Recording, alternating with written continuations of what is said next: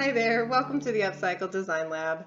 My name's Cindy and I craft using recycled and repurposed materials. If you're new here, I hope you'll stick around and check out some of my other upcycling tutorials. And if you like what you see, you can check the subscribe button below any of my videos to become a subscriber. Also, if you'd like to be notified when I upload new videos, be sure to check the bell icon as well. So today I'm going to be using my rivet gun again. If you saw my last video, I went over a few more details for beginner's use of a rivet gun because, like I said, I am not an expert. It was kind of my first project using a rivet gun. But it opens up some interesting possibilities for crafting, so it's a fun tool to add to your arsenal if you're feeling experimental. You can get them pretty inexpensively. And if you missed my last video, I went into a lot more detail, so you can get to that video in the comment section of this video. And today I'm just going to be using the rivet gun for another project, just to experiment with some other ways of using this rivet gun. So I'm not very good at growing things, but I do like to grow a little bit of basil, mint, and a few other plants. And I was recently reminded that you can propagate a lot of these plants just by clipping the leaves and sticking the stems in some water to start the roots out again. So I have a bunch of plants stuck in some ugly plastic bottles in my windowsill, and in today's project I've decided to clean that up and make it look a little bit nicer. So I'm going to be using some recycled materials to make a wall hanging to propagate my plants in. So for today's project I'm going to be upcycling a small glass bottle. You need one small glass bottle per propagation hanger. I'm going to use a couple of pull tabs here from pop and beer cans. I've got an old tin can here that I've taken the lid off with a safety opener, and I'll show you that in a minute, but basically it just leaves a little edge here and it's not a sharp edge like you would get with a regular can opener. And I've rusted my tin can. If you're interested in a quick and easy way to rust tin cans, I'll put a link to that video in the comment section of this video. You can also use the can not rusted if you want to. You can paint this project if you would rather do that. The one thing I will say is that the cans that are rusted are a little bit easier to work with just because they don't have so much of that whatever it is that makes them stiff and hard to bend. So that's just a note there. The other thing I'm going to be upcycling is an old piece of fence post, and then I have a couple of other things that I'll be using some sandpaper to sand down the wood. I've got my two pop rivets here. They just need to be the size of your L bracket. So I have an L bracket here as well, and I just want to make sure that my pop rivet fits into the hole and will not be too small for the hole. So you want it to fill the hole so it doesn't go through. Then I've got a couple of number 10 washers here, 6 small screws, a little bit of jute, which is how I'm going to use what I'm going to use to hang the piece with. You could certainly use something else if you wanted. And then I like to polycoat my projects. It'll help keep the rusting, it'll help stop the rusting so that your tin can will stay kind of the same color that you started with, and it'll provide a little bit of finish for the wood as well. So you do need quite a few tools for this project. The first thing is my fence posts. I decided I wanted some cuts on them to make them look more like they were the top of the fence post. So I did use a table saw to cut it to the length that I wanted and then to cut the corners off for my fence post look. Here is the can opener that I was talking about. I'll demonstrate it in a minute, but it's just I think they're called safety can openers. So it's just, you'll find that in the kitchen section of Targets and other things. I have a couple of different rivet guns here. This one was a little bit more expensive than this one, but to be honest, and it's a little bit easier to use. But to be honest, they've both gotten rivets stuck in them. I don't know if that's just sort of a problem with rivet guns. And they also I've had an issue where they've kind of slipped and they won't grab the pop rivet. So I did read a tip about oiling the rivet gun. So I do have this 3-in-1 oil, and I have oiled both of these once or twice. And once again, if you're interested in that, a little more detail on that, you can check out my other pop rivet video that'll be a link. There'll be a link in the comment section of this video. You need a cordless drill and the drill bit sizes for your pop rivets and your screws. Paintbrush to apply the Polycoat. Some scissors, screwdrivers, some different pliers. I have some straight pliers here, and also some needle nose pliers. This is a center punch, and it just helps you to align your drill, or you can do a little punch in whatever you're drilling a hole in, and it helps to keep the drill bit in the right place. So that's a handy tool to have. I have these two pairs of tin cutters. These are an older pair, so they're a little bit squeaky. And I was excited to get this smaller pair, but to be honest, I thought they'd be a little easier to handle because these are heavy and kind of bulky and weird. But I do like the bigger set better, to be honest. So I've used them a lot more than the smaller set. And then the last thing, you're probably going to want some gloves, and since you probably already have one, you might want a mask while you're doing the sanding at least, because it does get pretty dusty. So the first step is just to get your wood piece cut to the length and to the size that you want. And then I'm just using some 150 grit sandpaper to knock down the edges so that this piece isn't quite so rough. It's not going to take a long time to sand. I just want to get the edges done here. I've got my trash can to catch some of this dust.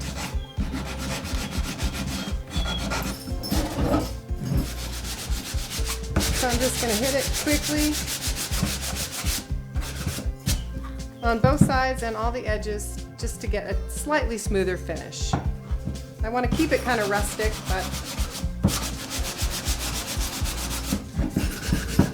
I do want to knock down some of those rough edges.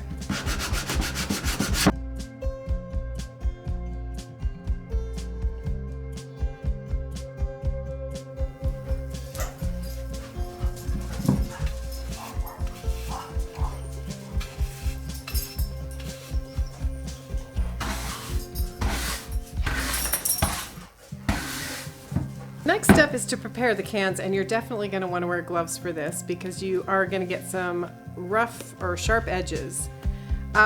Just briefly, I wanted to talk about the can types. Some of them have a rounded bottom, and you can use those, but they are harder to cut. So I'm going to demonstrate this one that has a top or a bottom similar to the top. So I've already taken the top off, and now I'm just going to use the safety can opener to take the bottom off, and I'll get another sort of lid shape that has the non-sharp edges on the lid of the can.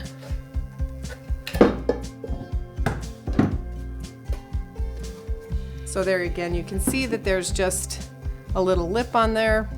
So I've got two pieces now that I can use for the base of my holder, and then this is just much easier to cut if you can cut all the way through. So I'm going to find the seam, and I'm just going to cut down the seam.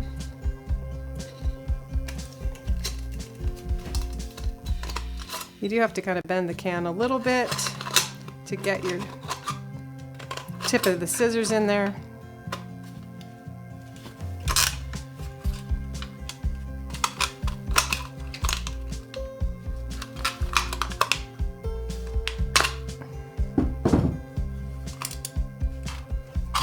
And then you do want to cut off the little edges. There's a little extra reinforced metal edge on both of these ends, so I'm going to cut those off as well.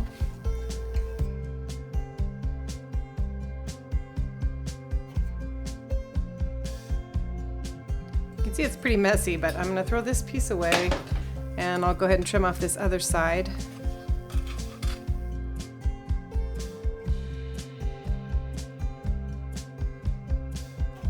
I made another video where I used some tin cans that were not rusted, and I showed how to flatten those out with a rolling pin and some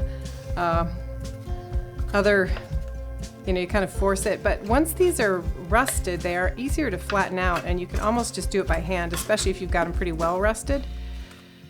So that's another reason for using sort of the rusted version if you're doing a rustic look at all. You can see right here it didn't get quite as rusted, and it's kind of not wanting to flatten out as much. But if you saw my other video, you saw how hard it was for me to flatten this tin can, even using a rolling pin. And you can see that this is pretty easy just to flatten out by hand.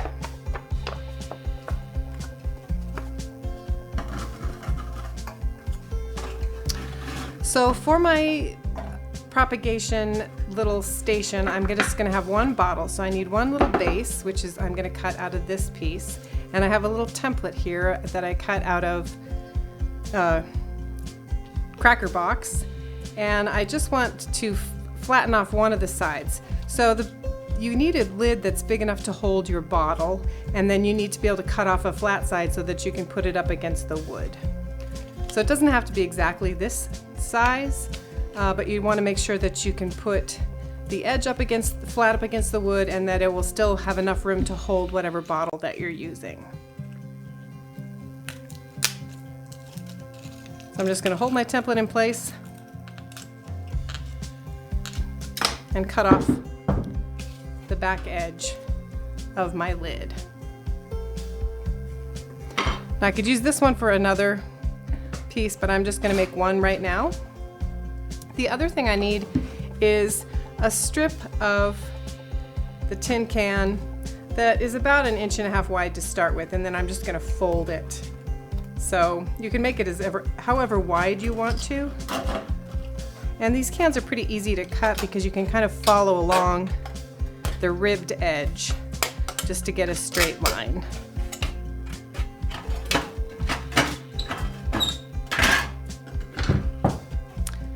So let me clean up my table here.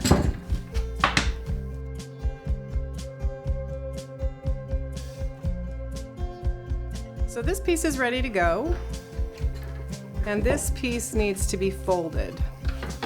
So I'm just going to use my straight tipped pliers here to bend the piece along one of the folds, kind of keeping it as straight as I can. And then once you've got it folded, you know, the folds start, you can kind of push it down with your fingers.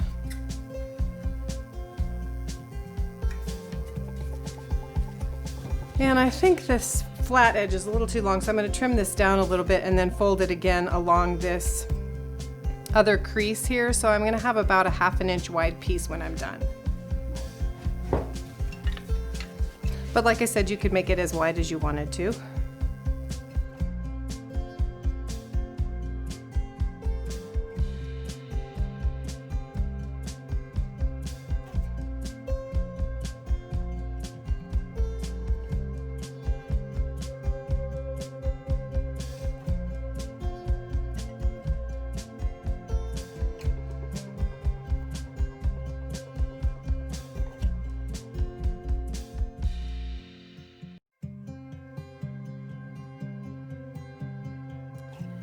And then I'm just going to use the flat part of my needle nose pliers to press the crease in on both sides.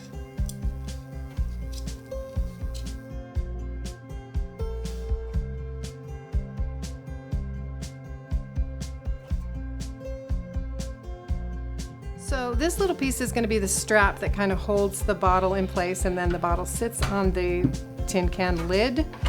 So for my particular bottle, I know that I need about a 7-inch piece for my little strap. I don't think I mentioned it, but you do need some kind of measuring tool, a ruler or a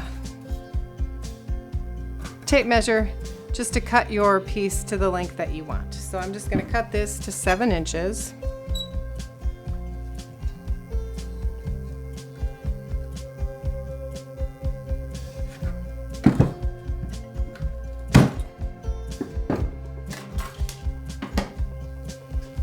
And for my design, that allows 2 little 1/2 inch fold backs.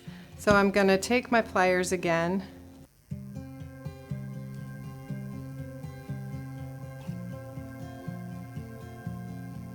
and fold down 1/2 inch on each side.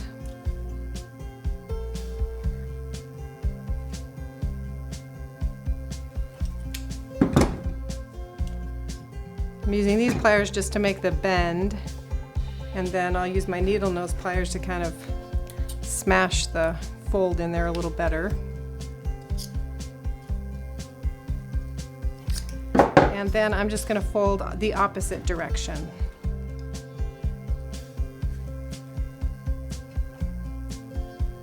So I've got two folds.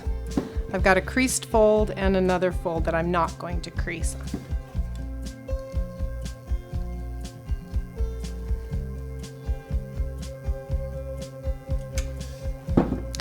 And then the final thing I want to do is kind of bend this so that it will go around the bottle. So I'm going to use my needle nose pliers and just kind of gently work with it until I get a nice curve shape to this piece.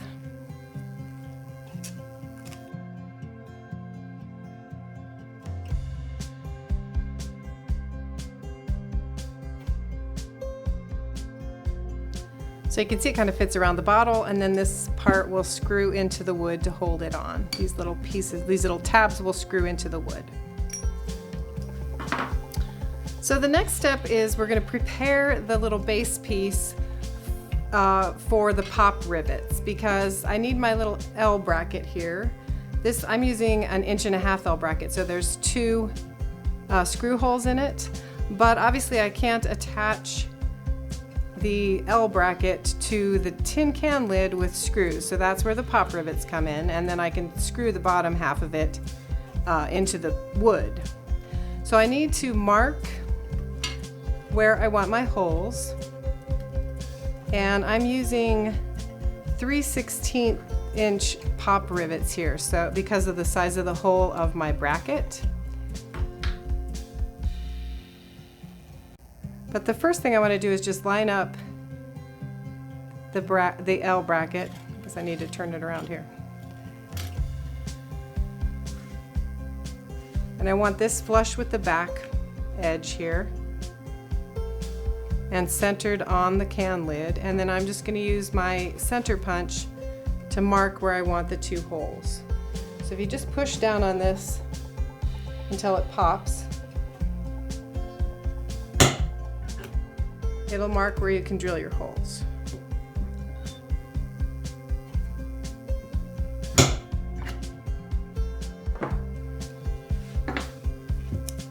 See that? And then I'm just going to carefully drill my 3/16" holes in the can here.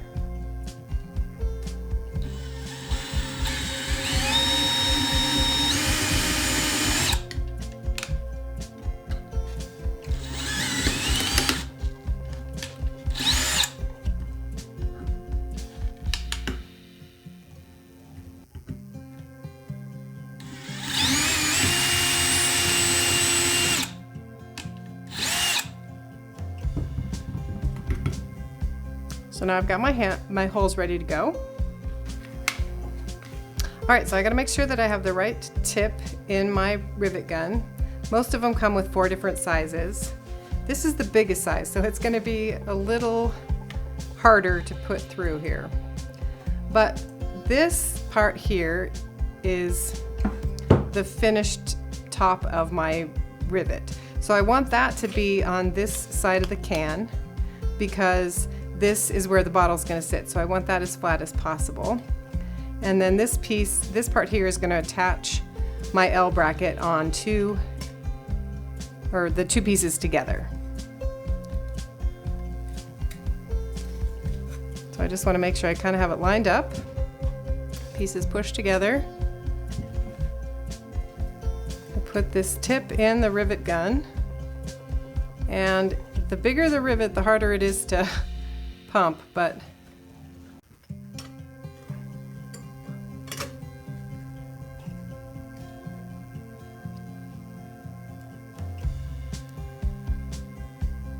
it usually takes 2, 3, 4 pumps to get it on there. I don't know if you can see this, but the back is kind of starting to deform and hold that bracket on.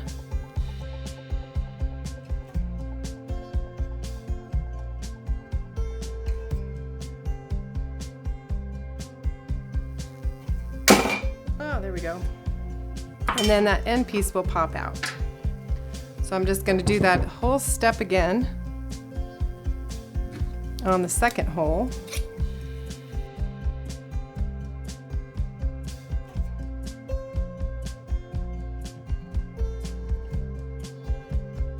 You can see it's already starting to grab, but it isn't popped off yet, so I got to give it a couple more tries here.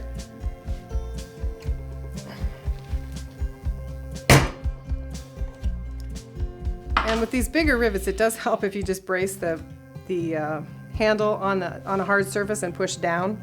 That can help you from having to squeeze it. So there is the finished can piece with the L bracket attached.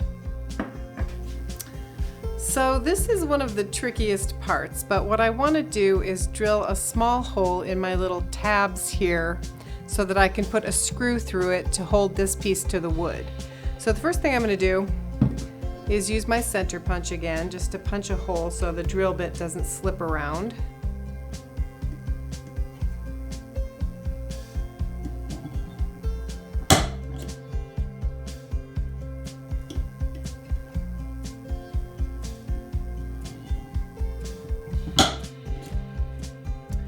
And then I'm going to go ahead and try to drill this, but the tricky part is that this tends to twist and swing around, so you need a way to hold it. So there's probably a better way to do this, but I'm just going to hold it with my pliers here. And you also want to be kind of gentle with it. I've broken the drill bit because I was pushing too hard. There's a lot of metal to go through here, so you want to be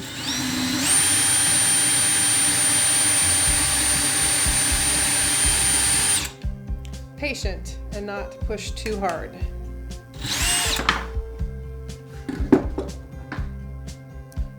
So there I've got one hole, and I'll just do the other one.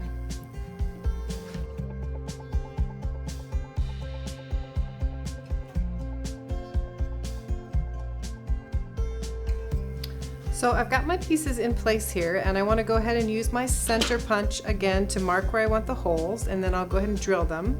And I'm going to do a couple of holes on the back as well for my hanger piece, and then I'll go ahead and screw the whole thing together.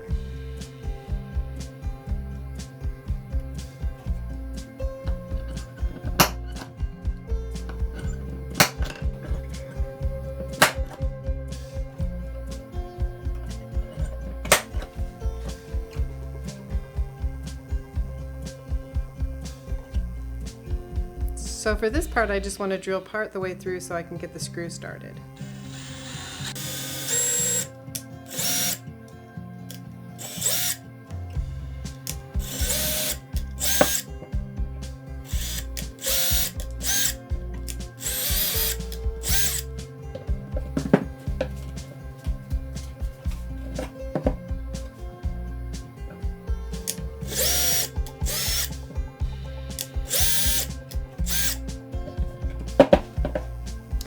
So I've got my holes drilled on the front and the back, and I'm actually going to start on the back because once I add the front, it's not going to be flat and it'll be a little harder to screw the back pieces on. So to make my hook for the back, I'm going to be using my pull tabs, and I want to bend just a tiny little bend in the pull tab so that I can string the cording through once I'm done. So to do that, I'm just going to take my needle nose pliers and pinch them right along where I want to crease it, and then I'm just going to gently push up on this part of the pull tab here. I don't need much of a bend, I don't want it to be totally flat to the wood so I can actually get a piece of cord through there. So just want to bend it a little bit like that, and then I'm going to take line it up with a hole, take my washer and my screws. I have a couple different lengths. I think I'm going to use my longer screws for this. And I'm going to screw my screws in by hand just because my wood is so brittle that I don't want to use the drill and go too fast because I'm afraid that I'm going to crack the wood. So I've got all my pieces lined up here,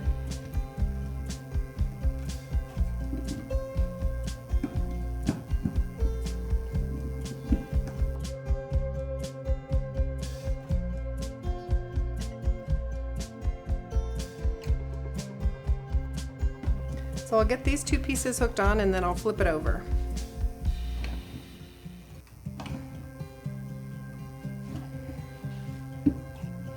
So there are the two tabs to tie my cording to once I'm ready.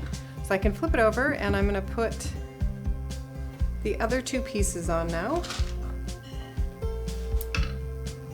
Just want to line up my holes.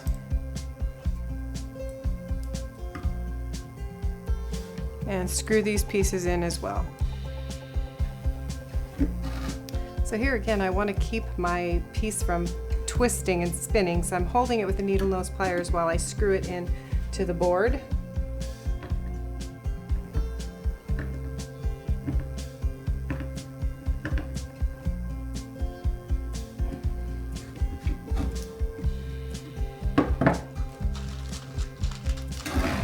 And then I'll just do the same thing on this side.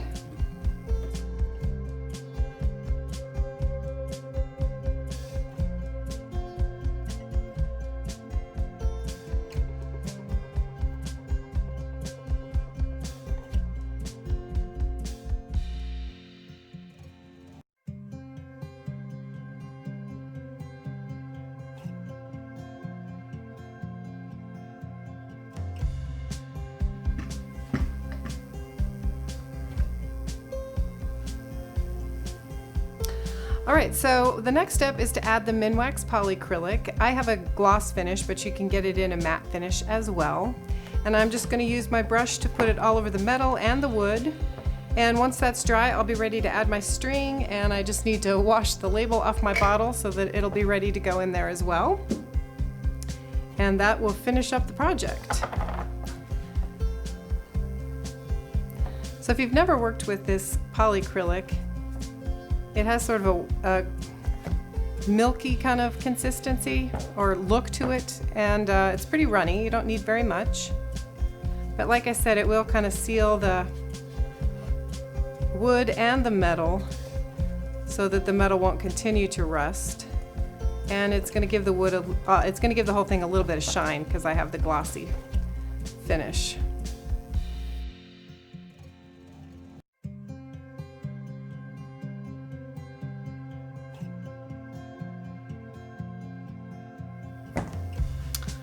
Alright, so I'll let that dry, I'll get a coat on the back, and then we'll be back to finish up this project. My polycrylic is dry now, so you can see that the wood is a little bit darker after getting the poly coat, and you can see a little bit of a shinier finish here. So I've gone ahead and I've just tied some of my jute twine through the back of my little hangers here, and all I need to do next is add my glass bottle and go trim some plants. So that's it for today's video. Thank you for watching. If you enjoyed today's project, please give this video a thumbs up, and I hope to see you soon back here in the lab.